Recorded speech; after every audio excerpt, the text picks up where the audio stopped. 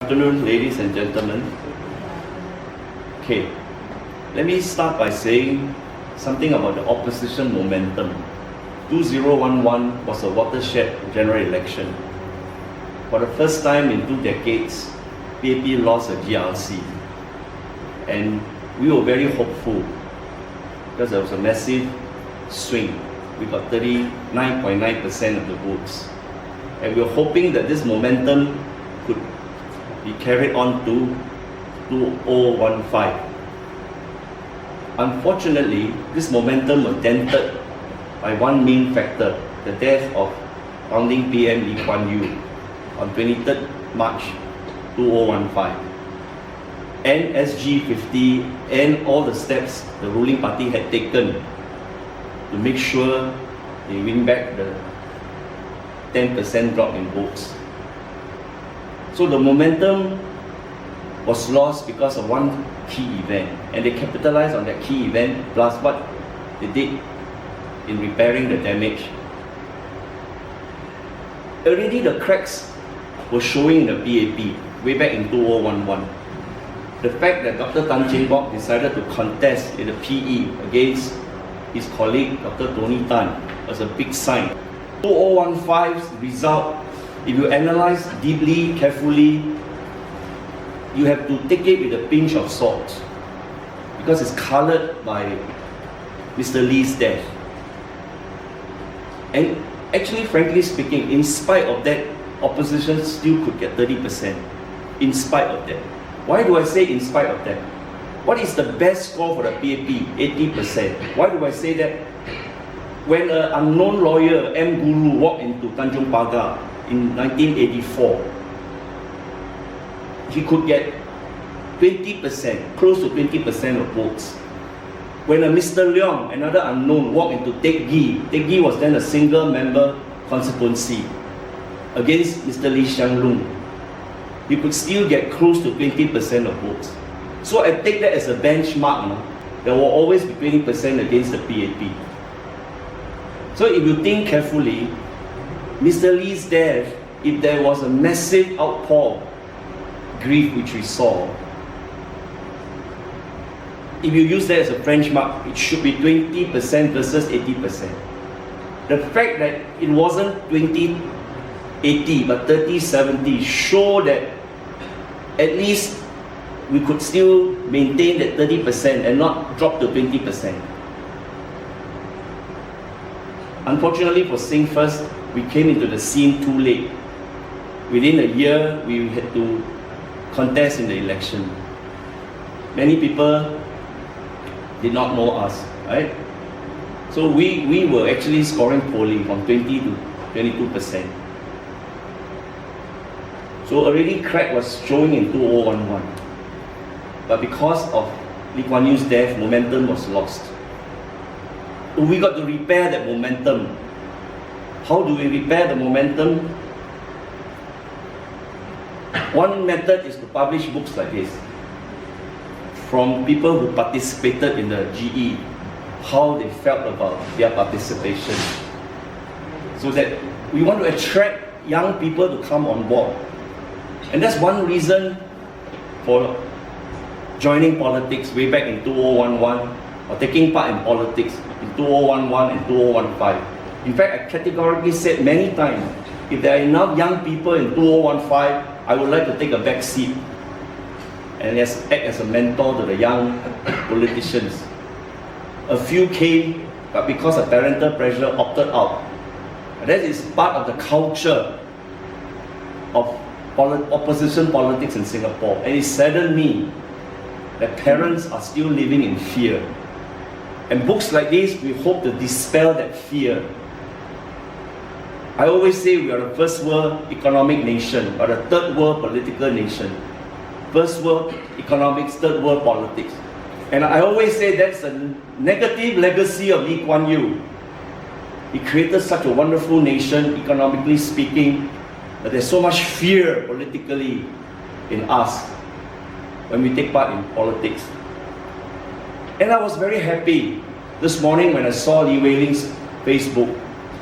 Lee Wei Ling now is complaining He was saying that I'm not going to contribute to the Straits Times anymore. But besides that, she said, I'm going to write now, I'm going to write openly now, I'm not going to go through the Straits Times. And I'm going to leverage on her conclusion. And what's her conclusion? Let me read.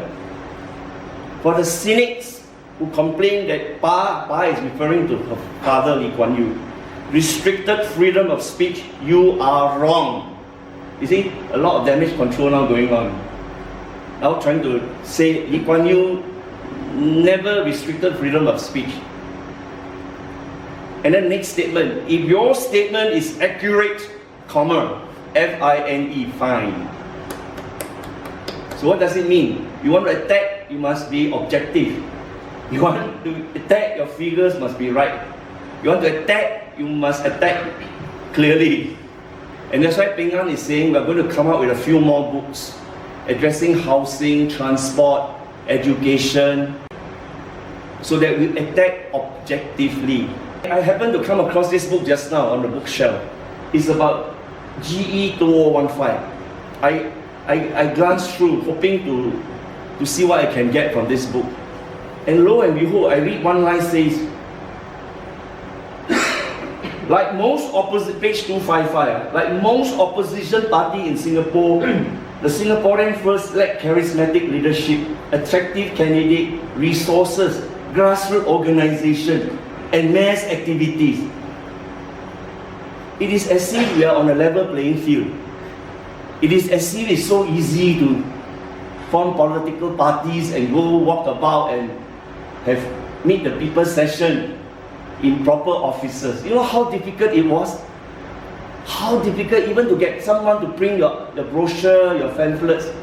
You know how difficult it is to get people to come on board? It is as if it's so easy, you know. These are armchair writers, armchair critics who think they know a lot about politics. Let these people tell you what politics is all about. Having combed the ground in 2015. Let them tell you. So I'm glad when I saw this book, thank goodness. We got a version, a real version, really from the ground, not from the chair, armchair. Now, my last point. Look at the cover. It has got modern architecture in the background. Then it's got a little sampan, a boat. And if you see opposition as a boat, we are actually quite isolated from the mainstream. And politically, they like to use the word inclusive society. But politically, we have never been considered inclusive. As if we are outside, you know. My last point is that whether we sink or float depends on the people. The water represents the people. Do you know Ong Pang Boon? I think he's still around, he retired, former PAP minister. His last 8 words in Chinese in Parliament is 水能载舟也能覆舟. The water can carry PAP, the water also can capsize the PAP. But unfortunately, this boat is not PAP, it's opposition. We are small, we start small. So going forward, whether the people support us or diminish us, very much depend on what we deliver. And since we have limited resources, since it's a third world political climate and culture, negative legacy of Lee Kuan Yew, then we jolly well got to make sure this boat become bigger and bigger, stronger and stronger. And writing books, educating the public is an attempt to do so. What about the sunlight? It can be sunrise or sunset. To me, I tell them it doesn't matter as long as there's light. As long as there's light, there's hope. Well, you can say sunset is still there's light, not night yet. We still can fight. We still can have hope to do well. We still can rely on the light to fight the battle. So that is what I want to say, truly from my heart. So sad the momentum was lost. Let's regather the momentum. Every year if they celebrate Lee Kuan Yew's death, it will be SG 100, no? And then Lee Kuan Yew will still be around, SG 100, no? I said, Then every time there's election, Lee Kuan Yew's poster will be there. I said, Then Lee Wei-ling said, please stop the hero worshipping. Said the right thing. Thank you very much. Okay.